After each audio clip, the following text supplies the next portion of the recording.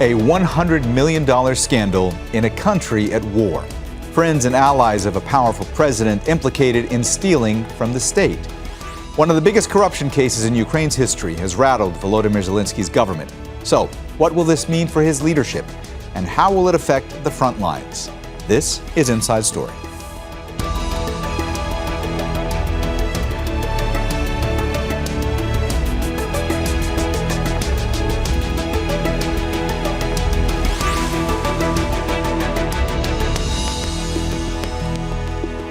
Hello and welcome to the program. I'm Mohammed Jamjoom. Ukraine's President Volodymyr Zelenskyy is facing what could be the biggest challenge to his government since the Russian invasion. He came to power in 2019, promising to tackle state corruption.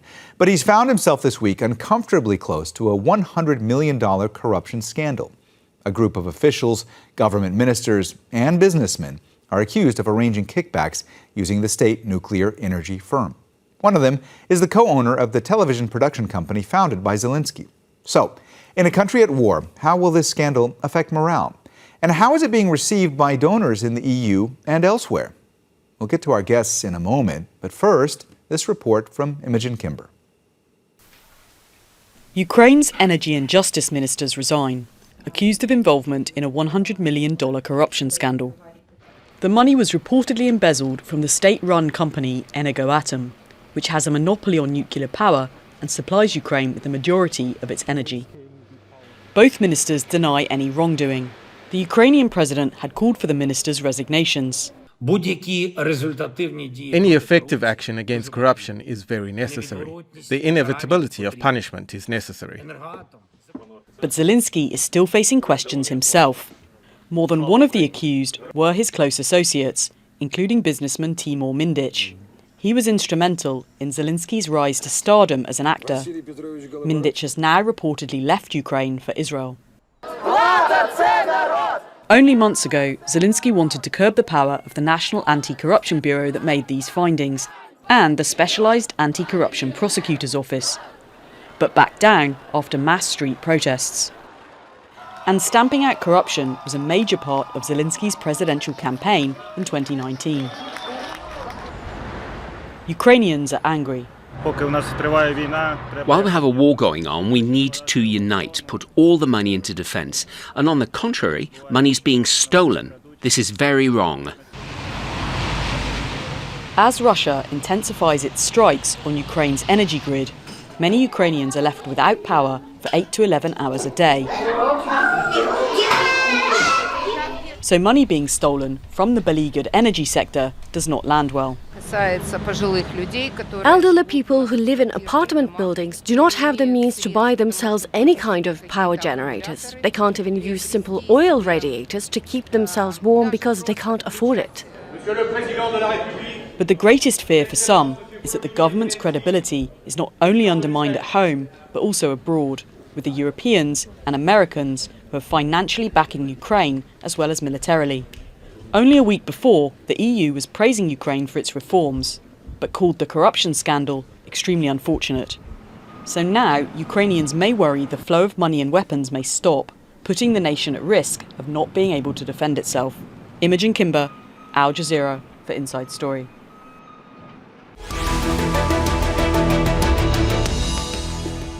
All right, let's go ahead and bring in our guests. In Kyiv, Peter Zalmayev, director of the Eurasia Democracy Initiative. In London, Olena Tregub, Secretary General of Ukraine's Independent Defense Anti-Corruption Commission.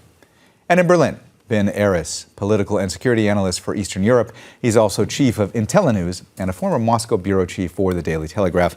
A warm welcome to you all, and thanks so much for joining us today on Inside Story. Peter, let me start with you today. What's all this going to mean for the leadership of President Volodymyr Zelenskyy, and how big of a test is this going to be for him? Well, this is indeed a big test, but not the first such test. When we're talking about 3.5 years, this is one of several corruption scandals, and by all accounts, this is promising to be the largest, the most resonant one, especially now that Ukrainian army is fighting its hardest to keep its territory in the east, and in the south, the Russians are threatening to encircle Ukrainian troops, etc., while Europeans are gathering for yet another meeting to discuss investment in Ukraine. I mean, this could not have come at the worst time. And of course, we're talking about additional fodder for all the detractors of Ukraine on both sides of the Atlantic. Look at the recent statement by Prime Minister Orban of Hungary, who said, "Listen, look at this exhibit, one of why Brussels should not be pouring more money into this corrupt and chaotic scheme," as he put it. And on the other side of the Atlantic, in Washington, of course, the MAGA coalition has never been thrilled with additional support to Ukraine, and this will embolden those individuals. And finally, let me just say that this is a cruel twist of an ironic twist of fate, because as you showed, how and when President Zelenskyy won his election, it was precisely on the promise to uproot corruption in Ukraine. And it was a very similar corrupt situation that the previous President Poroshenko was facing, having to do with one of his alleged associates. Ironically, several years later, now President Zelenskyy is facing, probably the most difficult trial of his term in office. People are not thrilled with this. Some heads need to roll. This cannot be business as usual anymore. Olena, we know there's a lot of anger about this. I want to look for a moment at one specific angle to all of this right now. Ukraine's justice and energy ministers have resigned after these allegations that they were involved in this corruption scandal. Now, both ministers deny any wrongdoing, but will the resignations help quell any of the anger? That's definitely not enough. People want to see those officials prosecuted. And the problem is, however, that in Ukraine, this state corruption was actually not something that was invented during Zelenskyy. It was something which existed before, when there is a high-level political corruption, mafia-style kind of organized, when different state contracts are extorted for a certain percentage. And this has been indeed present during Poroshenko, during Yanukovych, during Kuchma. And we Ukrainians, we see this as the legacy of Soviet Union. This is the Russian legacy, because Russia is corruption, and Russia helps to maintain this system. And the idea of transformation of Ukraine is actually moving closer to Europe, eliminating those corrupt structures. And this is why after Euromaidan revolution, we created anti-corruption bodies to root out those practices. But those bodies are not enough. And what is done right now, it's a step in the positive direction. However, Ukrainian people, of course, they would expect the whole system, the court system, the criminal code of Ukraine, to be much more strict about corruption. Especially during the war, corruption is essentially the state treason, and corruption is very often linked with Russian influences. And in this particular case, we have situation when affiliates of the current Russian member of parliament, Andrei Derkach, were involved in these corruption schemes, and they were working at this nuclear energy company and helping to steal this money. So this is something that Ukrainian people want. They want to clean up the system overall and make it very serious for all those involved in corruption. So, of course, the pressure will continue for Zelenskyy to do what people want.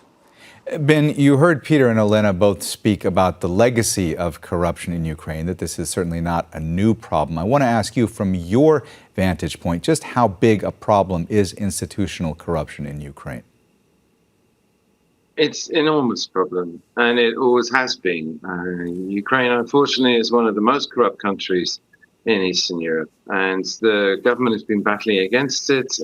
We had Yanukovych, former prime minister. He stole billions of dollars while in office. And even Tymoshenko, the firebrand leader of the Orange Revolution, I mean, she's estimated to be worth $350 million from the time when she was gas minister. And it's been a key part of the reforms, which was why Zelensky's promises to fight corruption propelled him to the front. But people really want to see this. And here we have people connected to the president. We have ministers who have been involved. The previous defense minister, Reznikov, had to resign because there was a series of procurement scandals, very similar. Having said all of that, I think the one upbeat take you can take on the story is the fact that this investigation has happened, that NABU and the Special Prosecutor's Office, these bodies are independent of the government, and they pursued this case relentlessly. And also the fact we've seen two ministers resign, another person connected, Mindic, has fled the country, presumably fearing arrest. And if you compare that to Russia, where there's also endemic corruption as a result of the Soviet Union, you wouldn't see this. You couldn't see this sort of scandal blow up. You couldn't see it come out as public, and you couldn't see public figures facing the prospect of arrest, prosecution, and jail time for stealing money from the state. So it's a mixed bag. Ukraine's made progress. It has now the organs that are there to fight this problem and do something about it. But obviously the scale of this scandal, the amount of money involved, shows that the issue of corruption, the system is rotten and it needs still to be cleaned out. Peter, I want to ask you now about the fact that more than one of the accused in this scandal are or were close associates of Zelenskyy, including the businessman Timur Mindic. That's the man that Ben just mentioned a moment ago.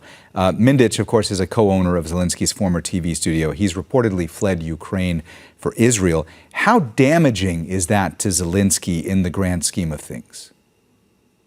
It's very damaging. It's not the first time that some of his associates are said or are alleged to have been, taking, a little cut here and there. This is not the first time, but by all accounts, this particular gentleman was very close to the president, and it's being reported now that, he was, the very administration was, referred to as the administration of Mindic when it came to assigning contracts, etc., that he was the go-to man. And once again, it will be very difficult for Zelenskyy to disassociate himself from this particular gentleman. Having said that, let's not also lose sight of the fact that there's still no credible allegations that Zelenskyy profited from this scheme. We're not there yet.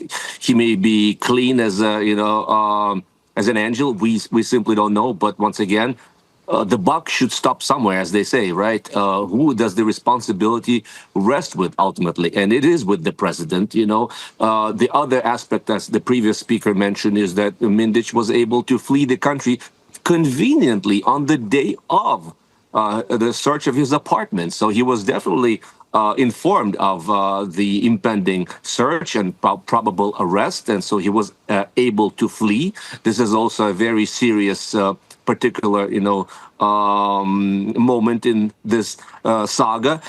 So Zelenskyy, in a way, is using the fact that, the Ukrainian constitution does not allow for the holding of presidential elections. And frankly, not many people in Ukraine want him to step down. This will lead to chaos. So this is a kind of a fine balancing line, wanting and needing accountability, reassuring our investor, reassuring folks fighting on the front lines that, this is worth fighting for. This is not just another corrupt scheme on the national level that you're, sacrificing your lives for. And on the other hand, we need to protect a semblance of order and a chain of command. We are stuck with Zelenskyy, as much as we may like him or not like him, for the duration of this war. Olena, Peter there was asking, where does the buck stop? And he was mentioning accountability. And I want to get your thoughts about this. I mean, what does accountability look like in a country where elections can't take place right now, where martial law is in place, where people can't go to the ballot box and express their frustration or anger or want or need for change? What does accountability look like at this stage in Ukraine? Well, it depends also on the scale and magnitude of this scandal. From what we hear, this scandal is not over yet, and there are expectations that the National Anti-Corruption Bureau will release more information about corruption in defense sector, which potentially can be even more damaging for Zelenskyy and for different government officials. And then, depending on all the information released and all the institutions that are named on those tapes, the Ministry of Defense, the Ministry of Energy, their National Agency for Corruption Prevention, the Security Service of Ukraine, all those bodies they essentially need to be relaunched. Essentially, Zelensky will need to appoint new leadership. Already, the prime minister said that she wants to audit absolutely all state-owned enterprises. They would need to audit all those ministries.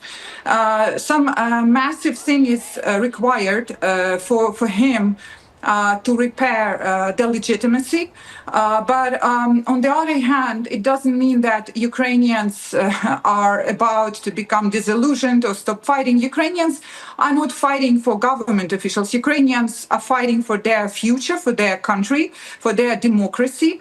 And one of the things that they are fighting for is to have this free democratic country with no corruption. And this is something which, as you remember, even this summer, Ukrainian people were standing in Kiev protesting not to strip away independence from Nabu and Sapo, when actually Zelensky was trying to do it, but he had to back down. And even though some people were saying, how can you protest when you have Russian invasion, when you have enemy?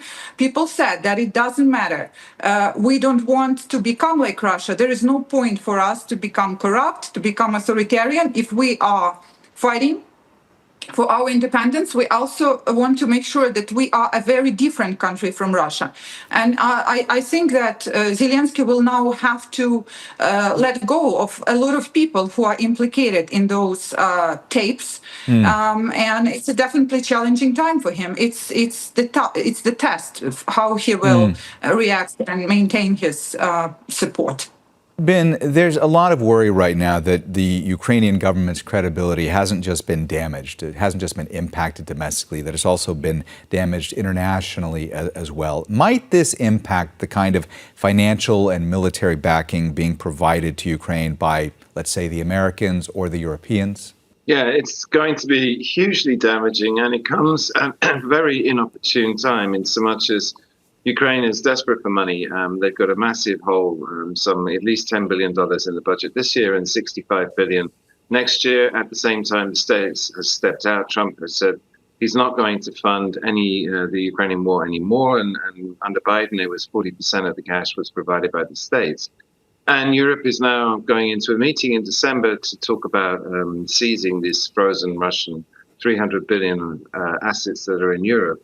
And they have to take on liability to do that risk. They're talking about 140 billion euro loan. And people are going to be very reluctant to do that and send, all this money to Ukraine at a time when it appears that it's going to be stolen. I mean, particularly damning that the raid on Mindic's house, they turned up packets, plastic wrapped, of $200 bills that still have the barcodes from the American banks that sent them. In other words, it was aid money that ended up off the American plane and somehow into a shoebox under his bed. And that's going to dissuade people. But the corruption thing has been in the background since the beginning. It hasn't been much talked about. And what Zelensky needs to do is grasp the bull by the horns. He needs arrest warrants. People need to go to jail over this. And unfortunately, it's his friends. And Olena was saying, he's going to have to push these people away. Zelensky himself said, look, I have no friends as the leader of a country at war. And he needs to follow through on that. And that would be the way to get out of this. That would be then the European Union elite von der Leyen have made it clear that they're willing to let this slide as long as Zelensky steps up to the mark. And I think that means putting people in jail, his friends, his business partners, putting them in jail. Peter, Russia has been intensifying its strikes on Ukraine's energy grid. That has meant that many Ukrainians have been left without power for anywhere between 8 and 11 hours per day. When Ukrainians hear more about this scandal, when they hear these allegations that money is being taken from the energy sector, how much anger does that cause? And also, what impact does this have on the front lines?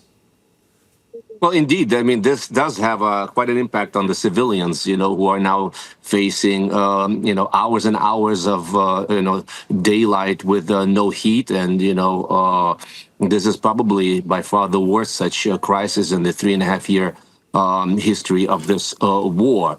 What Olena Tregub just said, that, Ukrainians are fighting not necessarily for any government, they're fighting for the national idea. They're fighting to build a country that will finally part with the Soviet/Russian legacy, and that is true, of course. But at the same time, I wish I could see more on the part of our government and our president to reassure that what these individuals are fighting for will indeed be a much better country and not just business as usual.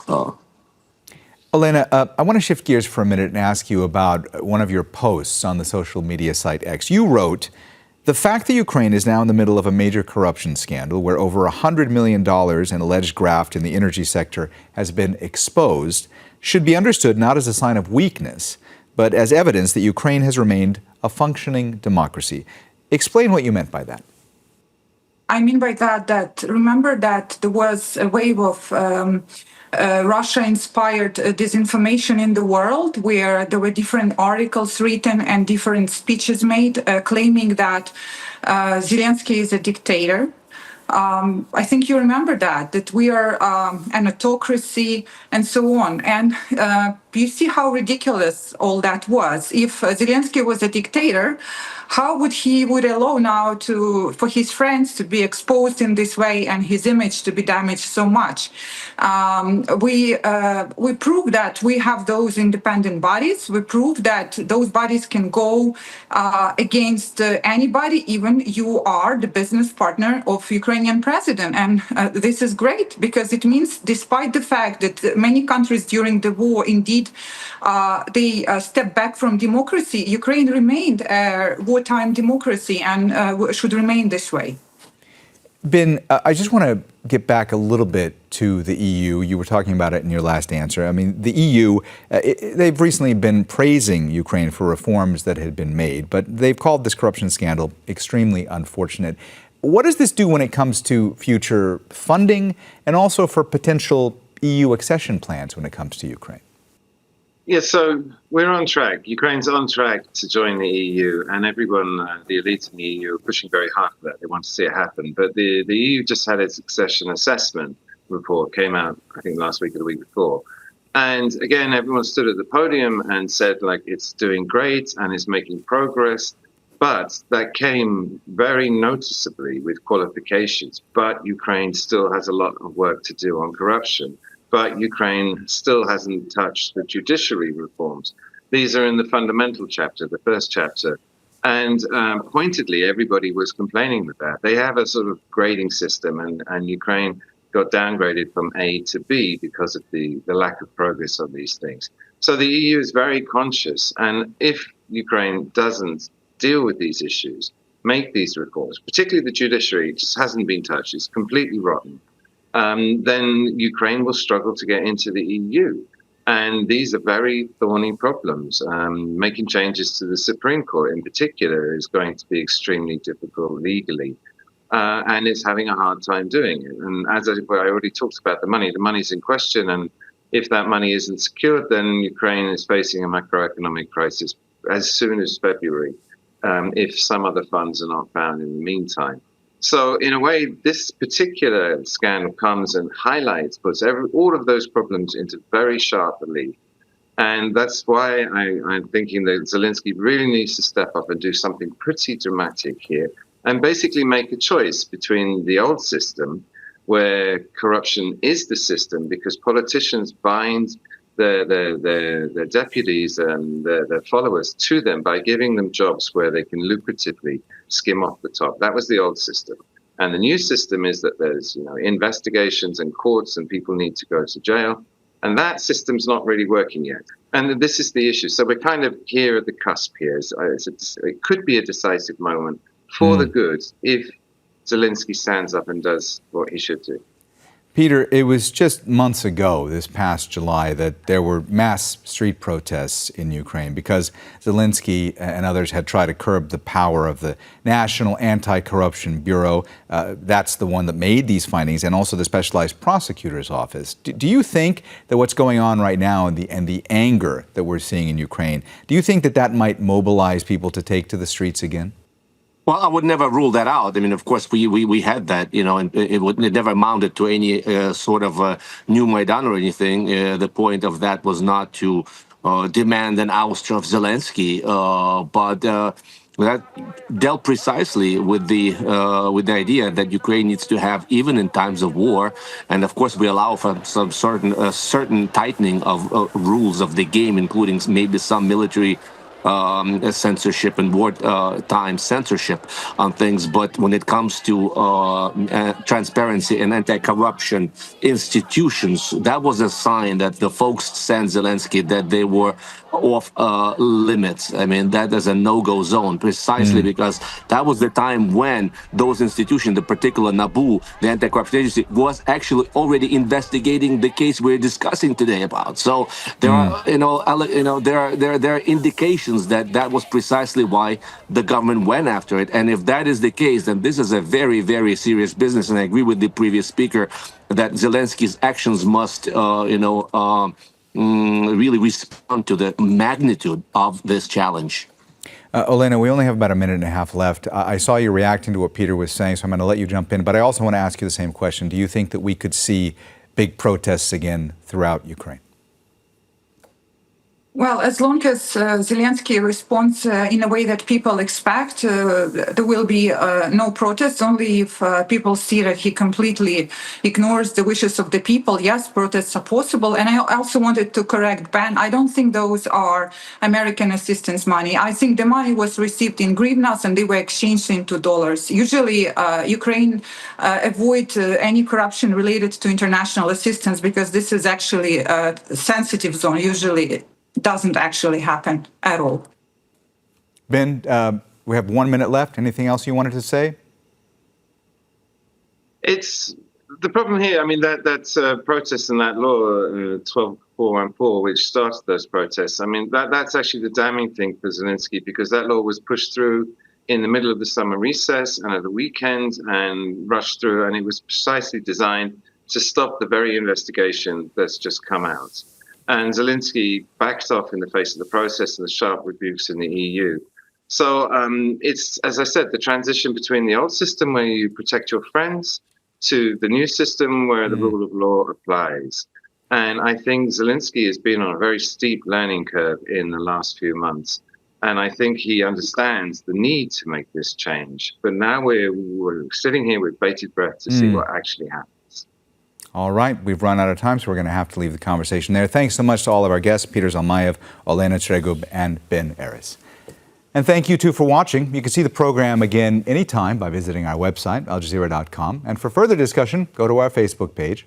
That's facebook.com/AJ Inside Story. You can also join the conversation on X. Our handle is @AJ Inside Story. From me, Mohammed Jamjoom, and the entire team here, bye for now.